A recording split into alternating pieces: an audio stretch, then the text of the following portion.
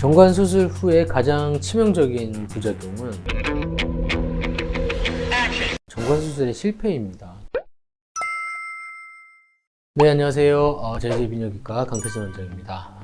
오늘은 정관 수술에 대해서 설명을 드리려고 합니다. 정관 수술은 가장 확실하고 안전한 남성의 영구 피임 방법입니다. 많은 분들이 이제 정관 수술을 이제 시행을 받았기 때문에 굉장히 간단한 수술로 알고 있는데, 미국에서는 1년에 약 50만 건의 이제 정관 수술이 매년 행해지고 있다고 합니다. 우리나라에서는 그보다는 적을 걸로 예상이 되고, 보통 한 10,000건에서 5만 건 정도 되지 않을까 예상이 됩니다.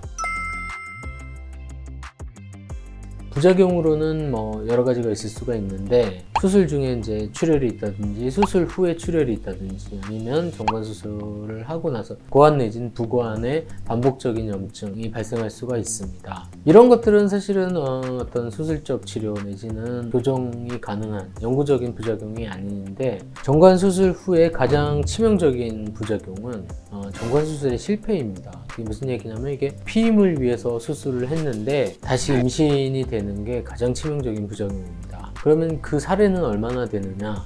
미국 조사를 보면 대개 이제 1% 미만으로 보고가 되고 있습니다. 0.2%에서 1%까지 보고가 되고 있는데, 아까 말씀드린 것처럼 미국에서는 매해 이제 50만 건의 정관 수술이 시행되고 있기 때문에, 이게 대략 1%라고 생각을 하더라도 50만 건의 1%면 이제 5천 건인데 5천 명이 이제 임신의 가능성이 있게 되는 겁니다. 이게 상상만 해도 굉장히 큰 일이 아닐 수가 없습니다. 우리나라에서는 사실은 이것보다는 훨씬 더 낮을 걸로 예상이 됩니다. 우리나라에서 따로 조사한 걸 제가 찾지는 못했는데, 왜냐하면 이제 미국에서는 대개 한 10% 이상이 정관 수술을 비뇨기과 전문의가 하지 않고 일반인에 의해서 이제 수술이 시행된다고 합니다. 그래서 이런 부작용이 조금 더 높은 걸로 예상이 되고, 우리나라는 대부분 정관 수술을 비뇨기과 전문의가 하고 있기 때문에 이것보다는 훨씬 낮을 걸로 예상이 되지만, 그래도 이게 본인에게, 나에게 닥친다면 굉장히 큰 일이기 때문에 치명적인 부작용이라고 할 수 있습니다.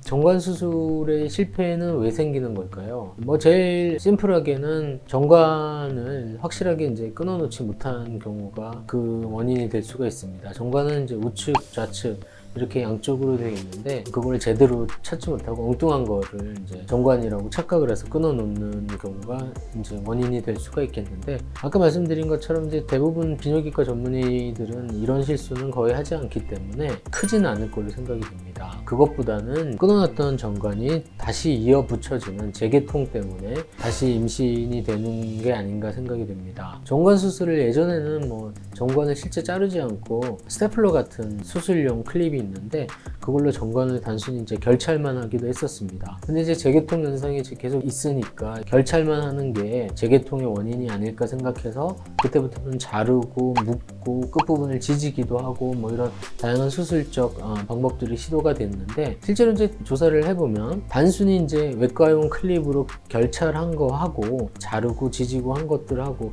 다시 임신이 되는 그 비율하고는 크게 차이가 나지 않았습니다. 그러니까 이제 끊어진 정관을 어떻게 묶고 자르고 지지느냐는 이 부작용에 전혀 영향을 미치지는 않는 것 같습니다. 그러면 이제 이 재개통되는 원인을 생각을 해보면, 그 이유는 이제 끊어진 정관이 이런 식으로 놓여지게 되면 이게 시간이 지나면서 다시 이렇게 연결되는 걸로 예상을 할 수가 있습니다. 그래서 이제 나온 게, 끊어진 정관의 한쪽을 다른 정관 주위에 있는 결체 조직으로 이렇게 감싸버리면 다시 연결이 되지 않을까 해서 나온 수술법이 이제 파셜 인터포지션인데, 이 방법이 예상한 대로 조사를 해보니까 다른 결찰법에 비해서 재개통 확률이 유의하게 획기적으로 낮춰졌습니다. 사실 이 수술 방법을 비뇨기과 전문의들도 모르시는 분들이 상당히 많은데, 미국이나 유럽에서는 아주 상당히 이제 보편화된 수술법입니다. 이 재개통을 낮추기 위해서는 확실하게 한쪽 끊어진 한쪽의 정관의 끝을 다른 내 몸의 다른 결체 조직으로 감싸서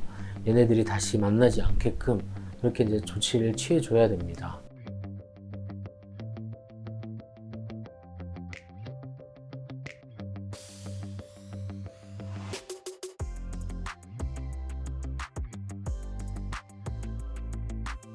지금까지 정관 수술의 부작용을 줄이는 수술법에 대해서 알아봤습니다. 우리나라 남성들의 약 20% 정도는 정관 수술을 시행을 받았다고 합니다. 많은 분들이 이제 시행받는 수술이기 때문에 포경 수술하고 더불어서 굉장히 간단한 수술이라고 생각하기 쉬운데, 이런 디테일에서 놓치게 되면 원치 않는 임신이라는 결과가 초래될 수가 있기 때문에 병원을 선택하는 데 있어서 신중하게 고민을 하고 선택을 하시는 것이 좋겠습니다.